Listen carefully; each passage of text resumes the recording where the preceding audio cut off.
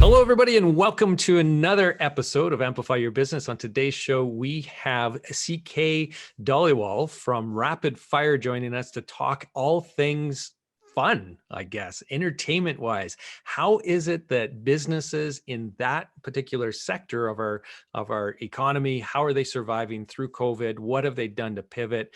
And CK is going to spill all the beans about their success and some of the things that they've been trying. So welcome to the show, CK. Hey, thank you so much for having me, Lance. I appreciate it. Yeah, thank you very much for taking the time. So now tell me a little bit about Rapid Fire. What is it that you guys are doing over there for the people who don't know Rapid Fire Theater? Yeah, so as a quick pitch of who we are, Rapid Fire Theater is an MPO that has been creating improvised shows and alternative theater in Edmonton for over 40 years. Beyond shows, we offer public workshops and an outreach program that works with youth groups and other MPOs. And we also offer event entertainment that caters to corporate businesses and professional development. So we kind of have quite a broad things of activities that we do as an organization, but I'm pretty proud of what we do. Yeah, and so now in terms of your role there, you are the general manager, came in June 2020. So after we went through the first few months of COVID in Alberta, we started to get the restrictions released then in June. And so you took on, I'd imagine now Rapid Fire, when COVID started, must have been shut right down. Is that correct? And then reopened in June when you started? Yeah. So with the restrictions that were in place around the beginning of COVID, there was still a capacity for us to perform, and we were actually at the Citadel Theater using their facility there, which was phenomenal. However, with the capacity reduction, even if we sold out like a full house, we'd be bleeding money pretty quickly. So we decided to just like pull back all activities, and then in October, kind of as the restrictions kind of eased up a little bit, but not a whole lot, enough for people to have us like a full house. We ended up getting a temporary space at the Backstage Theater on White Avenue, where we installed like a plexiglass cage around the stage, which is really cool, just to make sure that we could offer like the safest, affordable entertainment options in the city. And that was great, but capacity aside, the restrictions got a lot worse, and then we shut down again in the middle of November there. So we've kind of been just doing everything online for the time being. Yeah, so you guys haven't been able to reopen that temporary space, which, by the way, I was there when you guys did that in the fall. It was great. It was really interesting the way that you guys did incorporate the plexiglass, and still, we were still able to have an intimate experience with those performers, even though they were behind what kind of looked like a fishbowl in a lot of respect, I suppose. Yeah, no, it was definitely different. I think that it was weird, and that's why we kind of themed the year's show called like the Theater Sports Cage Match Edition, just because everyone's kind of like stuck in this weird fishbowl, as you described. And I think that's a good way to look at it. And it was definitely difficult, but things that we did to try and make sure it was accessible and still good is we also had 3 cameras, one at the very front of the stage and then 2 on the side. And then we were streaming all of that to YouTube as well, so people could catch the live shows online if they weren't comfortable coming out to our venue or anything else like that as well. But yeah, it was a lot of adaptation, and like huge kudos to the performers, right? Because even though you can see your audience, like they couldn't see anybody, but we could see them. So it was kind of funny because when they were looking out to the audience, they only saw a reflection of themselves. But they kept the energy alive, kept trying to get people engaged, and it's hard to do that, and it's hard to do it well. And I think that we did a pretty phenomenal job in that space. Yeah, most definitely. It was very entertaining when I was there. So you're not doing that right now. You are doing everything online. So walk me through, what does Rapid Theater offer right now then through the online offering? Yeah, so right now we're still we used to do like our weekly shows. We've just kind of scrapped that for the time being, just because attendance was obviously a bit of an issue for us, but at the same time too, improv requires some level of like intimacy with the audience and people being involved. And so Yep. we noticed that if we wanted to do a show online, like there had to be a very active chat and things like that. But at the same time too, I think that we, as an like a theater company, as an arts organization, especially during these times, need to keep creating. We need to keep trying to push the boundaries in whatever we can. So, upcoming in April, we have a festival we host annually called Bonfire, which is a very experimental festival. We try out new ideas, new improv um, shows, and things like that. Obviously, on stage, it's a lot more fun, a lot more interactive. But we're doing it all online this year. And then with our public workshops, we have also transitioned those to being online as well. And it's been pretty good. I mean, like anything, a lot of arts organizations again are kind of facing this issue of getting people to sign up, but we've done pretty well with a lot of our like online beginner workshops, but our 6 sessions, so our level 1, 2, and 3 and things like that, those ones have been a little bit harder to fill. But we essentially just tried to flip everything to see what can we offer online that's of quality versus just trying to do everything because we have to.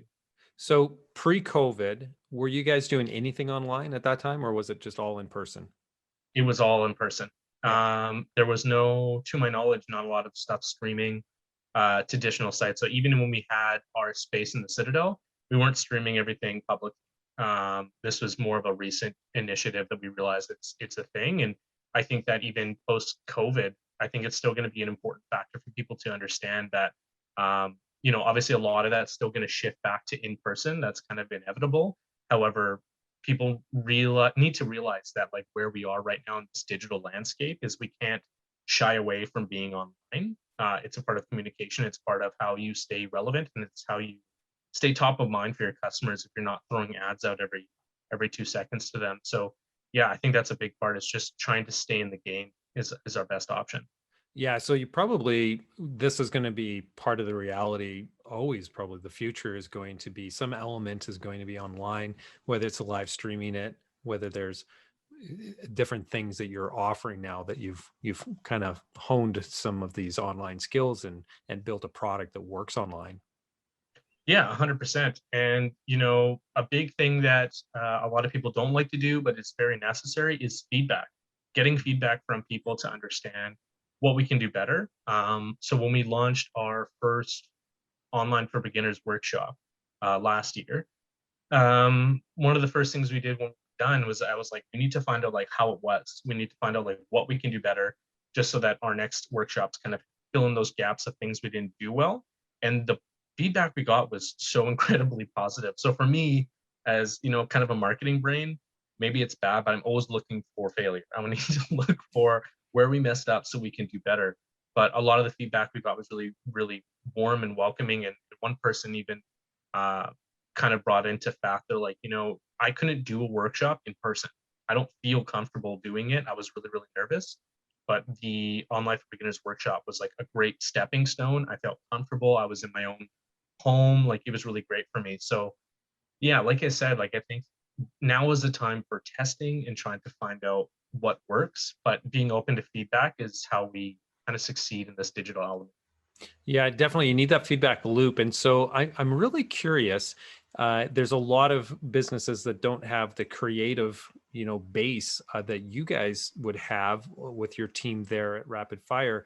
And so, what kind of process or what kind of advice would you give to, any other business as they're doing that creative brainstorming as to, okay, well, how do we pivot? How do we change our business? How do we adapt to this new reality that is going to continue on in some form or another into the future? So any thoughts on that, or any advice that you would give businesses as they're still struggling through that exercise of trying to figure out, okay, well, what should we be testing? Yeah, I mean that's a tough question for sure, because there's so much we could be doing. It's just whether or not we have the time and capacity to do so. And I think that small businesses are very strapped. And as many people have alluded to, like they don't have the money for marketing. Mhm. So what I try and do is I always try and look at it from how can we make the most impact, spend the least amount of money. So like what kind of time and effort do we need to put in versus like advertising spend? Okay. Because I think people get caught up a lot in terms of like, should I advertise, or like, what's the difference between that and social media? And I think that people forget that when people are on social media, they're there to consume content and not to be sold to. So I think that keeping that in mind, when regardless of whatever your business is, find out who your heroes are, right? Like find out who you want to aspire to be like, find out some companies that you like what they're doing and that align with your company. And you kind of have to backtrack a bit first before you just jump onto social media to figure out who am I and what am I like, what makes me different? Like why am I here? Right. And you can have a like a Greek food restaurant and there can be 20 of them in the city, but one of them can do really well, not because the building is really fancy, but simply because they have incredibly engaged social media channel, right? So I think that for small businesses, before jumping online, first create a strategy and figure out why you're on that channel. There's a lot of new channels now like TikTok, and there's probably going to be a new one next month. And so you're not going to be able to stay on every single channel. That's just a fact. And I think that if people start figuring out, instead of trying to get everywhere at once, and they just try and nail down specific ones. So for example, getting a better newsletter out and like more of an email list and things like that versus trying to be on Instagram, Facebook, TikTok. You'll just serve yourself better. You'll save resources by not having to test on new platforms. And it'd be a lot less of a headache to try and manage so many channels. And yeah, so I think that the best thing to do is take a step back, figure out who you are, what you bring to the table, figure out which channel you're going to serve best, and then just double down and keep working on that. Because a good growth strategy comes from determining opportunities. And if you know these social channels are opportunities, then you should know already how you're going to be able to get on there and get people liking, sharing, and engaging with your content. Yeah, good advice. And so in terms of the channels that you guys have tried to leverage, what have you guys been doing then? Yeah, so before I joined this company, one thing that I looked at was just like our social channels and social media and all that kind of stuff, because I wanted to see what do we have to do to grow our channels? What are we not doing? What are, again, some small opportunities for us, low hanging fruit that we can take advantage of. Yeah. And I kind of determined there is a bit of a vanity metric of just like how many followers you have. Yeah. I think people obviously are like, I want 10K likes on this post and all this kind of stuff, which is fine. If that's your goal, go for it. No one's going to stop you, but is that a smart? I don't know about that. So I think that I started looking at it from, even if we only have a small list, so 2,000 people following us, how engaged can we get them? How active can we get these kind of companies and people wanting to be a part of who we are? So for me, that was kind of a big thing, is on these social channels, just kind of figuring out which ones can we get the most engagement from versus which one can we have the most followers on. So we've been using primarily Facebook and Instagram for quite some time. And, it's been okay. Like it hasn't been amazing. I'm not going to say that we've found some silver bullet strategy that makes Instagram and Facebook work. In reality, to me, Facebook is still an amazing platform. You shouldn't negate it. However, if you're going to be spending Facebook ads, just be wary that like it's a very pay to play game. If you want to be on Facebook and you want to be relevant, you need to put money behind it. Same with Instagram. It's a very content rich place. So if you're going to be posting content on there, again, it's got to be different. It has to be something that's like unique to your brand, and unique to your story. And I think that's really important. So after we kind of started looking at those two things, obviously TikTok came into play. And personally, TikTok is a strange platform to me. It is so weird. It's a culmination of so many different archaic apps like Vine, and then a little bit of Instagram, a little bit of this or that. But it's a funny place. And so I wanted to see what our organization could do on that platform. And as you kind of mentioned before too, one advantage we have that other people don't have is we have an incredible cast of performers, each Yeah. one of them with their own unique talents and things like that. So realistically, we were able to harness that by creating kind of like an internal incentive program. So we essentially find a way to pay our artists for posts and posting that creative content.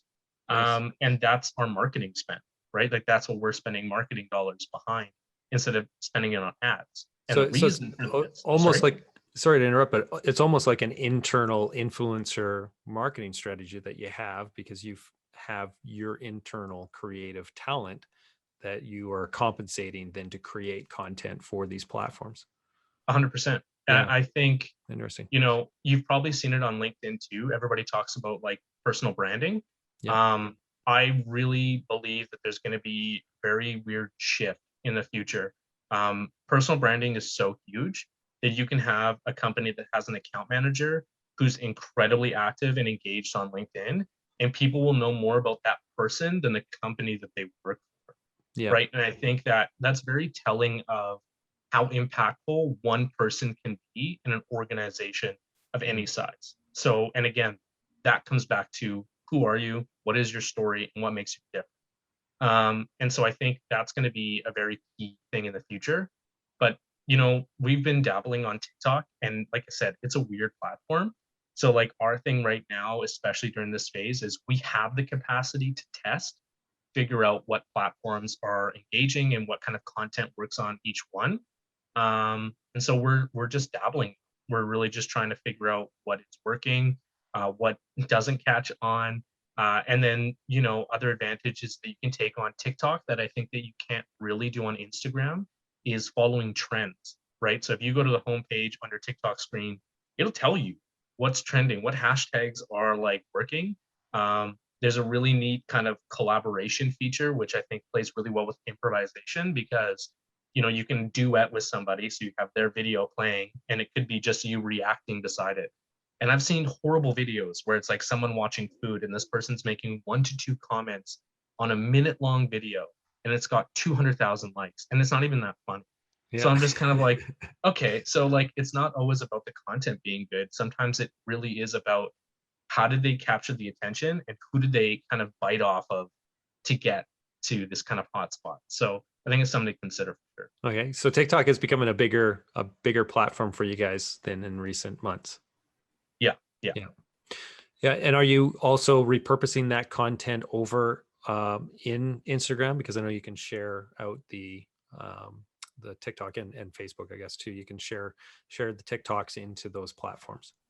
Yeah. So I mean, there's obviously some different app companies trying to sidestep that. So you can remove like the TikTok watermark and things like that. But what we've been trying to do is just producing lots of quality content and then just trying to figure out where it's going to fit best. So although TikTok and Instagram, again, very content rich places, people are there to consume. It still has different audiences and they're looking for different things. So I found that on Instagram, for example, you'd be watching a video and then you get pulled into a reel, right? So then you go into a reel and the reel is like a longer video piece. But with TikTok, it kind of has to be a little short and sweet.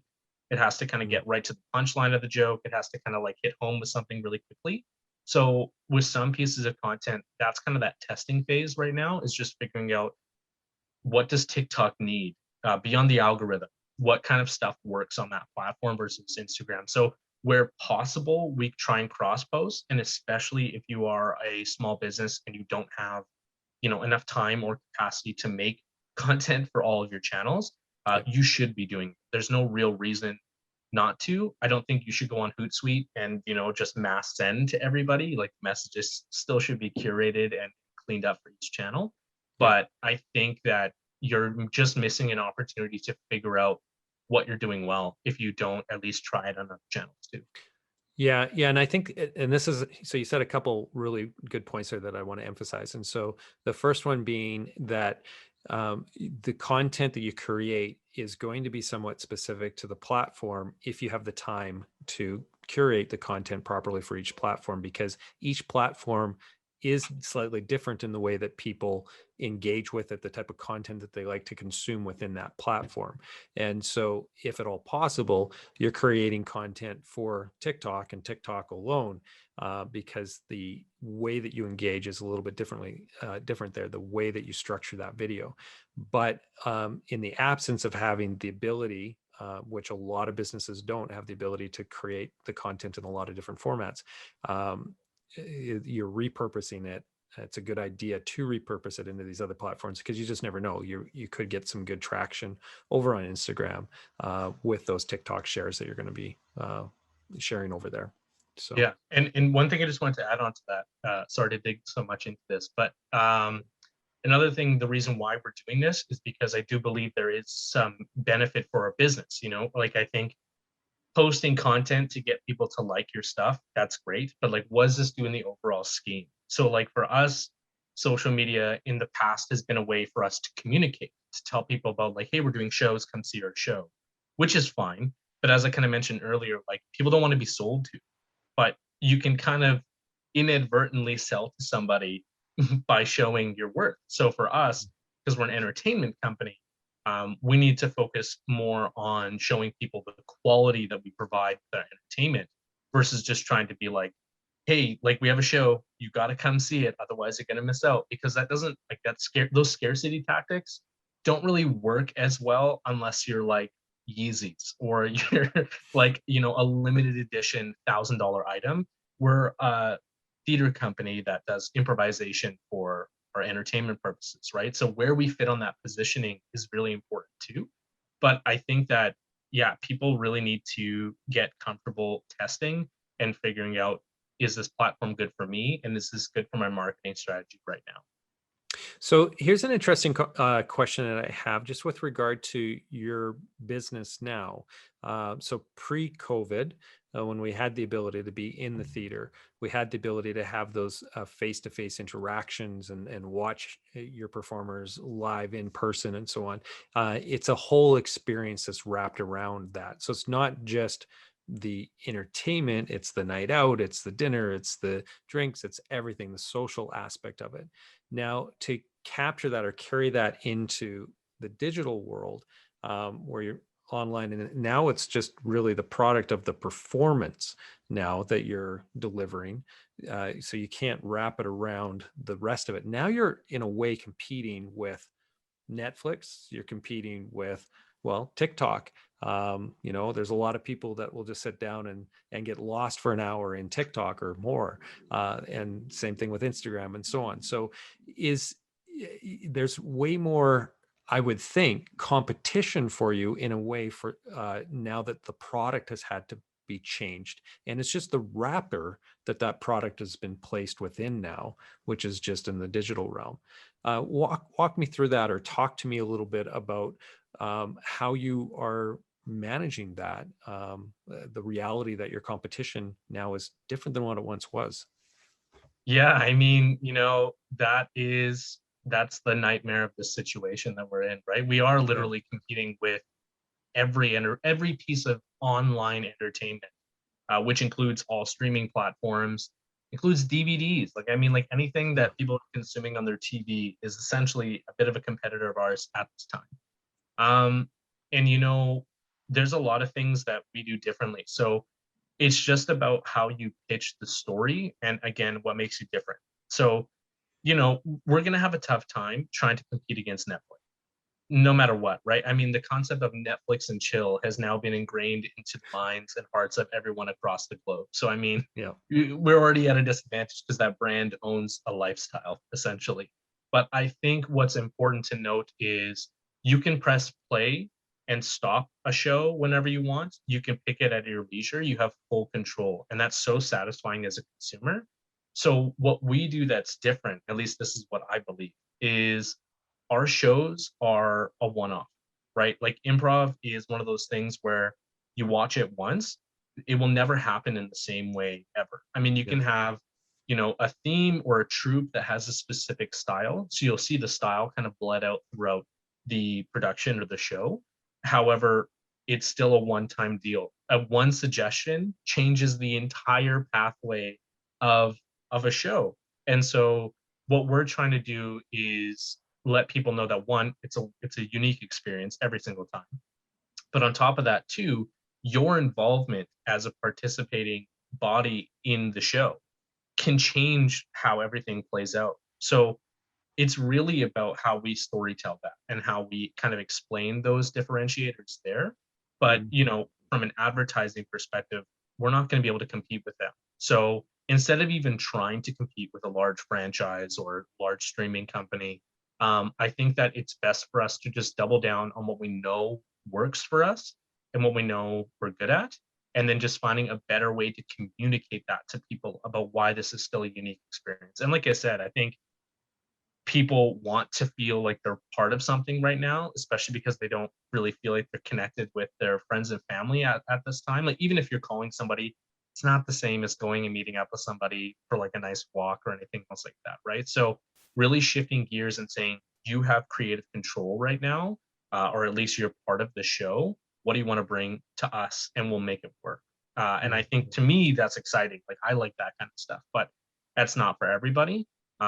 Which brings me to my next point, which is demographics, right? I think a lot of people talk about target personas and they or target demographics, and they create these personas. Then they're like, these are the people we need to market to, which is fine. That's great to do. But we kind of have to go a little bit further with that and just saying, like, what do these people do? How do they behave? How do they, when they jump on our website, what do they do on this website? You know, like we have access to this nice software that kind of gives us like a heat map of our page. And Yep. so we can kind of determine like what's getting clicked, what things are getting clicked that shouldn't be, things like that. So like after you've kind of figured all this stuff out and you figured out your target persona, you need to get back into the nitty gritty of like behavioral decisions that these human beings or people make. And then again, trying to shift all your copy, your entertainment, and like what you're doing around them.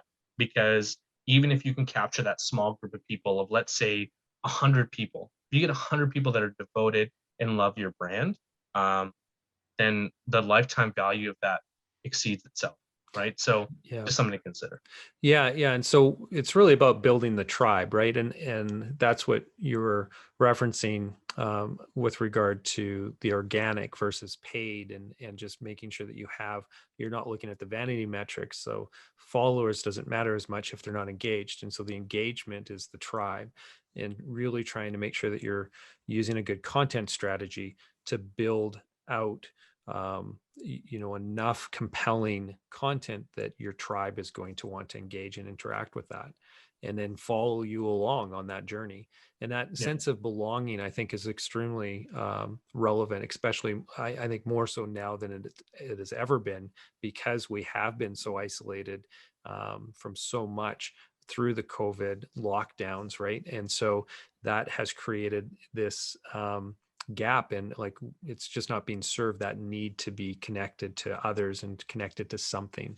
And so connecting yourself to the brand, in your guys' case, the theater and the performers and the entertainment piece, it goes a long ways into turning those casual viewers into members of the tribe who are going to really devour all the things that you are putting out there. So Yeah. I really like that, CK, what you're saying there. Now, I would be really curious to know, because when you guys sat down in June, so you get hired, you come in, you're tasked now with trying to figure out how do you make rapid fire theater not only survive but potentially thrive in this new reality. You sit down, you're doing all those brainstorming sessions. There would have been some concepts that you guys tried out, that you guys started to go down the road of developing, and then ended up hitting roadblocks or deciding that those weren't the right directions. Can you tell me or share with us any of those failures, and maybe the lessons that you learned from those failures? Because like you mentioned, failing is really important in a lot of businesses, to identify the proper direction, or the direction that is actually going to make sense. Yeah, 100%. I mean, I think definitely when people think about failure, it's a hard thing to, you know, to acknowledge right now, because like nobody wants to make the wrong step. But with marketing, that's like, kind of like it's a bit of a double-edged sword in that kind of aspect, because if you don't do anything, you're screwed. And if you try something and it's bad, um, it feels like you're screwed, but you're not. Like you're still kind of winning there. It's just whether or not you have, well, whether or not you can put in the effort. But when we started, um, a lot of the focus was like, oh, hey, CK, you have marketing experience. You'll just do all the marketing for us and figure it out. And I'm like, cool. Like, yeah, sure. Like, let's do it. And so I just tried to start looking at, because I had an advantage because I can look at the numbers of our company, like the operational budget versus just being like a marketer. It was kind of nice because I could see like how different divisions of our company were doing. So for outreach, event entertainment, and shows, and workshops, and just trying to figure out like, okay, so this is how we've been doing for the past like 5 years, which is great. But how do we scale this? Or what are the small opportunities here for us to fix this? And for me, it always dialed back into communications. Um, we've been here for 40 years, which is phenomenal, right? Like we've been in Edmonton, we're born and raised, we are grassroots as it is, right? And we've had some crazy, amazing people come through our halls, like Nathan Fillion, Mark Meir, um, and Jacob Bannigan, like crazy people that really kind of helped flush out what this organization is. And so I realized that that was the biggest thing. Instead of trying to focus on like how do we spend our advertising dollars, this or that, it was more or less of, okay, so how, how do people see us right now, and how do we get them to fall deeper in love with us, right? And it's not about free giveaways. It's not about like, here, you get a workshop and you get a workshop. It's more or less of just like, do you know who we are and what we do? And, from one thing I did when I started working for this organization, I did a bit of a weird thing, but I interviewed everyone that I could that was in the company, and people that actually left the company the past 2 years. And so I'd meet up with them and just find out like, what do you know about Rapid Fire Theater? What is your opinion on the brand? How did you feel about the previous GM? And it was to do two things. One, it was for me to get an idea of like how people perceive our company internally and externally, because I think that's really, really important. Because if you can't sell your marketing stuff internally, you're going to have a really tough time selling it to everybody else. And then two, to get their understanding of how they perceive Rapid Fire Theater. And then obviously as a GM, just to know what are things that happened with the other GM that you don't want me to do, just so I don't make the same mistake.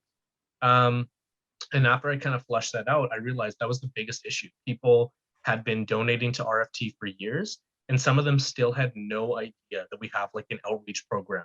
And our outreach program works with like, at-risk youth around Edmonton. We work with like Oil Street, Denton's, Fresh Start, like some amazing organizations in our community, and barely anybody knew about it. And so I'm like, okay, well, this is less about marketing and this is more about communication. How do we tell people our story? Why is this important, and why should it be important to them? So I think it's kind of weird because from a marketing perspective, that's how I disseminate that information. How do I get it out there? What channels do we focus on to get that done?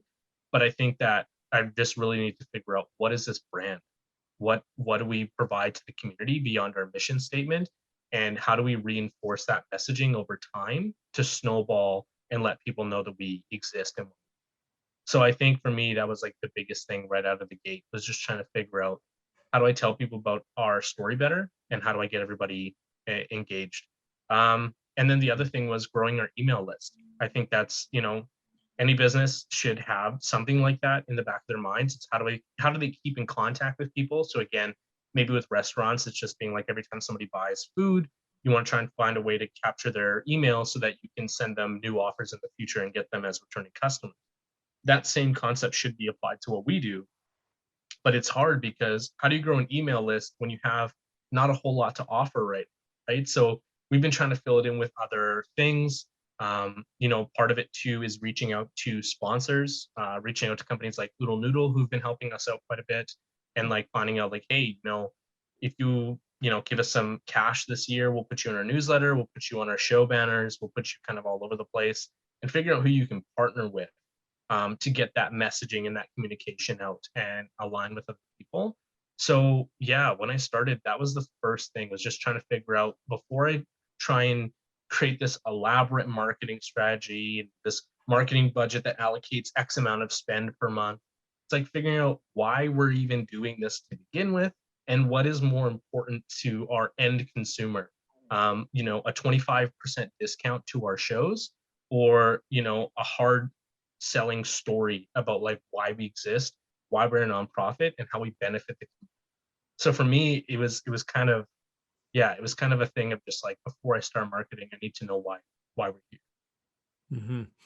Yeah. And so in terms of the next steps, I guess, for the brand, for the product, what are you thinking? We're still at this stage where the pandemic is still, gripping us. We don't have the restrictions removed yet. A lot of capacity, which would allow you to have people come back into the theater and really be able to make sense out of that from a ticket sales standpoint and whatnot. So in the interim, with all this uncertainty, how are you dealing with that, and how is that informing the way that you're building out your product over the next to deliver over the next couple months anyway? Yeah, well, and not a lot of people, we're very fortunate as an organization, just the way that we're built. And the previous jam had really set us up for success in what we're doing right now. So the way that I looked at this year was honestly a year of testing and rebuilding, just rebuilding a stronger marketing foundation and a better community base. Um, I, if we didn't kind of do the work we're doing right now, we would lose a lot of momentum as a brand. And that's really what marketing is. It's just like building momentum and ensuring that it's consistent over time, right? To make sure people know you're relevant and why you exist. And when I kind of look at what, post pandemic looks like, obviously I want to tell people, come see our shows, come do this, come do that. But it's hard to ask somebody for something if you don't give anything in return. So a lot of stuff that we're doing this year, such as hosting our annual festivals and stuff like that, we have like a pay what you can, right? And that's just to make sure that the barrier of entry is low, but also hopefully we can capture some revenue there if possible. Um, and then offering other things like our workshops and things like that, and just trying to keep that momentum alive and thriving through this time, so that when we get to post pandemic, and we've been working with a lot of different people in our community, we have more stories told about what we do and why we do it, then when we get to the point of being like, hey, we have a show, we have a grand opening, and we'd love for you to be there, people subconsciously will just be a lot more in tune to either purchase something without having to be like, you need to buy this right now, this Mhm. sale's only happening for one day, if you don't get it today, you'll never get this BOGO ever again in your life. That kind of stuff is like great, but you need to build that trust and rapport first. And so a lot of the content we've been making this year has simply been to show people that we're pretty funny and we're pretty good at improv. We've been doing it for a long time, and we have, you know, probably one of the most curated pedagogies like available in improv education in Canada. Maybe I want to say that, I don't know, but I think that it's something we should pride ourselves on. So this year has been about building a better community, providing more content so people know what we do instead of just trying to buy from us. And then that way, when we ask for something in the future, it's not coming out of left field because we have a good reason for it. We can let them know, listen, we've been biding our time for a year, just trying to get you as much content as humanly possible. But now we're back in season, we're back in our shows. It's infinitely better than being online. You're going to want to enjoy this in person. And if they have caught a glimpse of our social channels and they know we're pretty funny and they know where we're located and they know that we're kind of aligned with other businesses, it just makes the sell down the road a lot easier. So that's been the primary focus, really just solidifying our brand name in the community and making sure people know that we're funny. Yeah.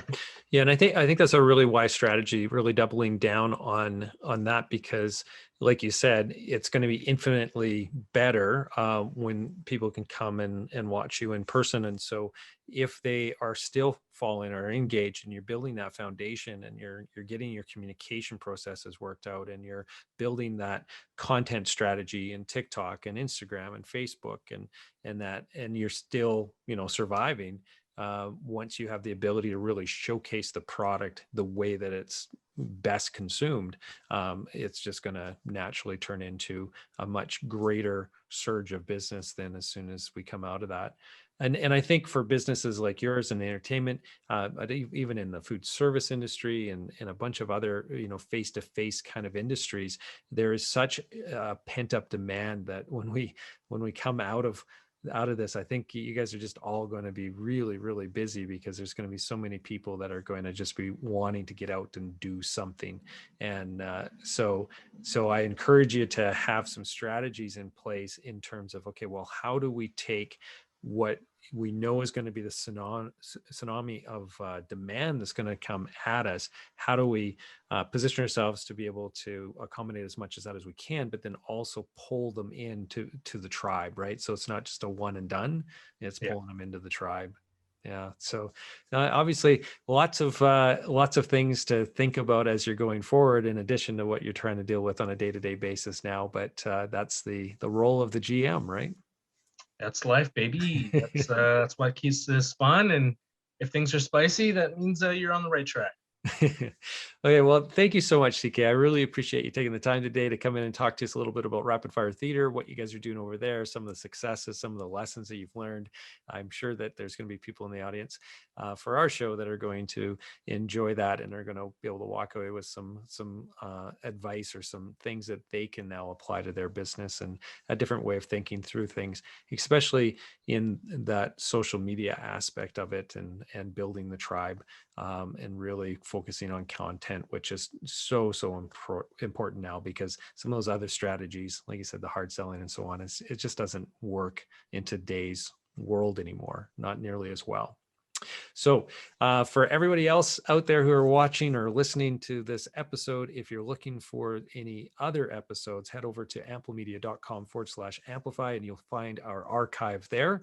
And if you know any other businesses, not-for-profits, or just entrepreneurs or experts out there who might make a good guest, send them our direction. We would love to have a conversation with them, and maybe have them as one of our guests in a future episode. So thank you again, CK. I really appreciate you taking the time.